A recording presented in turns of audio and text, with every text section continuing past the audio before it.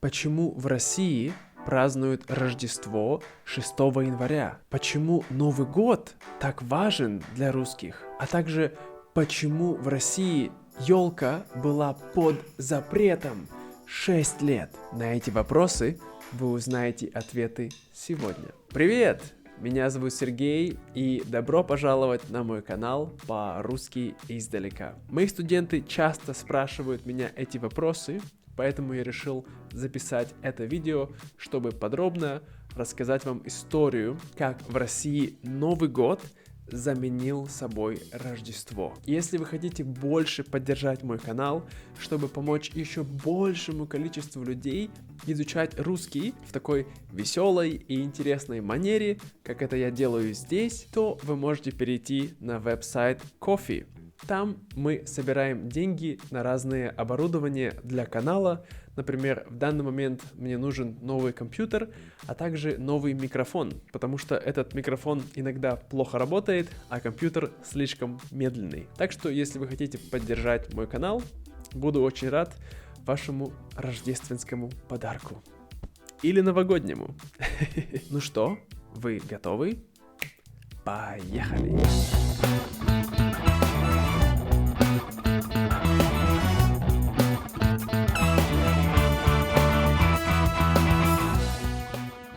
Итак, давайте сначала вернемся немножко назад в историю. Очень давно на Руси, еще до прихода христианства, люди отмечали Новый год. Но они отмечали его не 31 декабря, а отмечали они его в марте. А все потому, это было связано с приходом весны и с уходом зимы. То есть, когда приходит весна, все оживает, появляется новая жизнь, новый этап.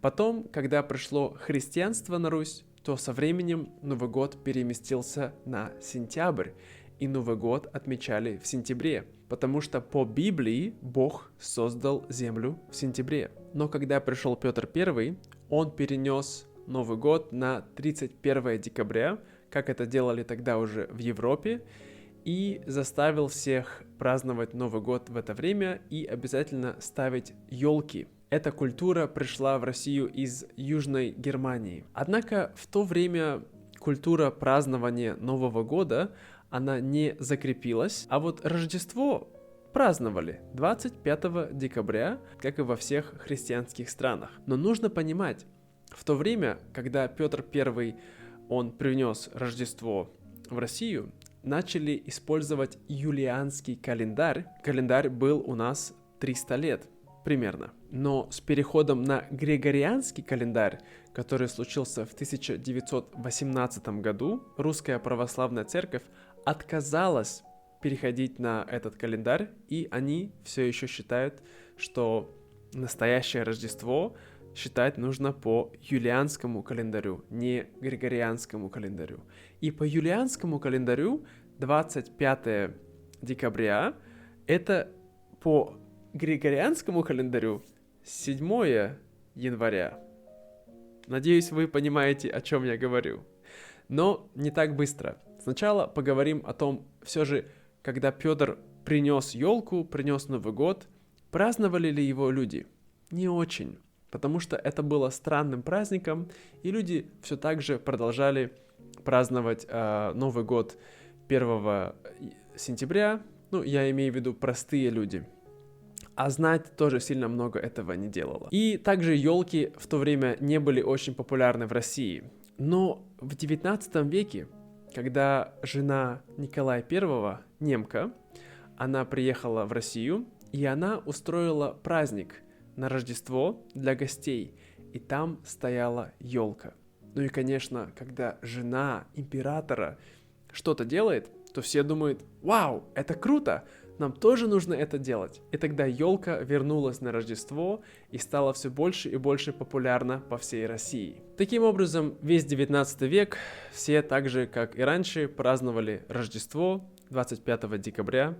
Все было нормально. У нас были елки, у нас были открытки, у нас были подарки, но тоже были свои особенности, потому что детям разрешали после того, как елка постояло разрешали зайти и ее сломать, разобрать, уничтожить. Я не знаю почему, но была такая традиция. Поправьте меня, если я не прав. И, как я уже говорил, с приходом большевиков они решили поменять всю Россию с юлианского календаря на григорианский, а церковь отказалась, поэтому у нас разделился церковный календарь и наш обычный ежедневный календарь. Сначала, когда пришли большевики, они объявили свободу вероисповедания, то есть каждый может выбирать ту религию, которую он хочет.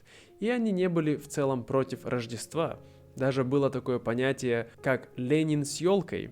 Есть разные открытки, фотографии, что он принес детям елку. Но со временем, в 20-х, все-таки когда пришел Сталин, он начал закручивать эти гайки, потому что советское правительство, оно было антирелигиозное, оно было атеистское, поэтому религия потихонечку становилась все менее и менее вне закона.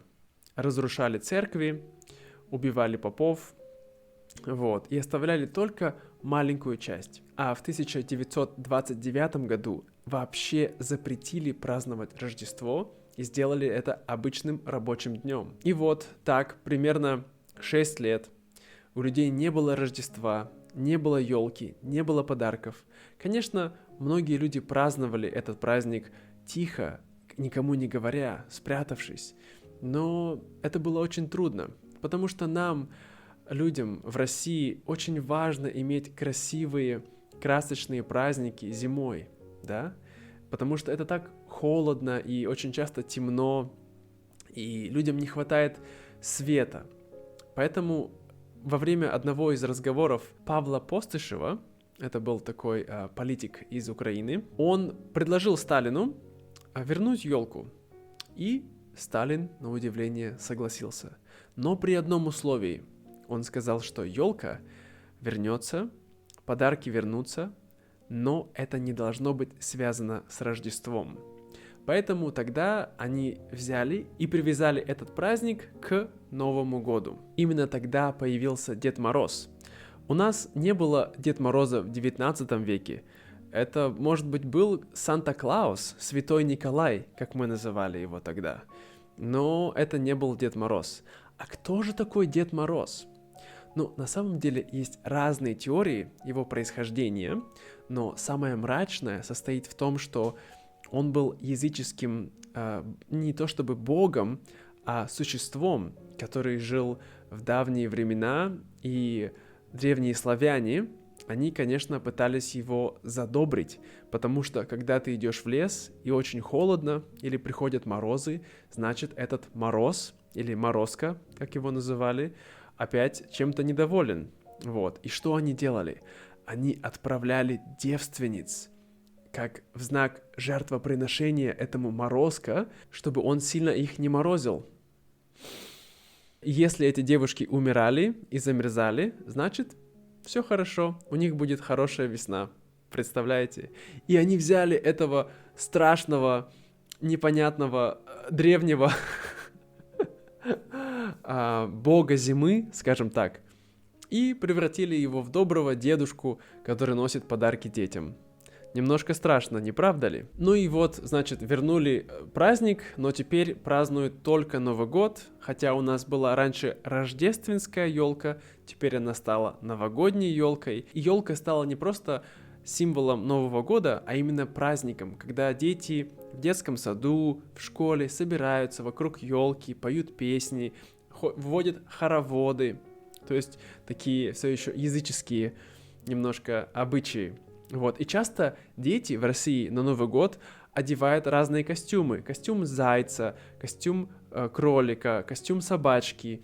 То есть это такой у нас маскарад устраивают на Новый год. И со временем люди забыли связь елки, подарков с Рождеством, и это стало ассоциироваться исключительно с Новым годом. А звезда на елке была не белая, как часто бывает в Европе, а она была красная, советская. И вопрос, празднуем ли мы сейчас Рождество?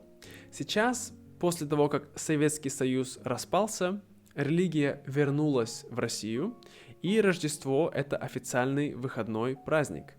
Однако, я думаю, это больше не светский праздник, как это в Европе, где многие люди, они не религиозны, но они празднуют Рождество как семейный праздник. В России Рождество — это исключительно религиозный праздник, который празднуют только сильно верующие люди. Моя семья обычно на Рождество мы ничего не делали, однако есть такая старая языческая традиция, когда на Рождество, еще в давние времена, люди одевались, наряжались в разных монстриков и ходили колядовать. Они ходили от одного дома к другому, они читали эти коляды, и таким образом они отгоняли злых духов. И за это они получали разные сладости. То есть своего рода такой Хэллоуин на Рождество. Я лично так никогда не делал, но я знаю, что мои родители делали это несколько раз. Вот и все на сегодня, друзья. Надеюсь, вам понравилось это видео, и теперь вы понимаете, почему для многих людей на постсоветском пространстве Новый год является самым важным праздником. Потому что это праздник для людей, которые исповедуют разные веры. Это христиане, это мусульмане, это буддисты. Мы все, кто живем здесь, вот на территории бывшего Советского Союза, для нас Новый год — это общий важный праздник. Поэтому, дорогие мои друзья, с наступающим вас Новым годом! Я желаю вам счастья, здоровья в новом году, чтобы все у вас было прекрасно, и чтобы ваш русский стал еще лучше. До скорого и пока-пока. С Новым годом!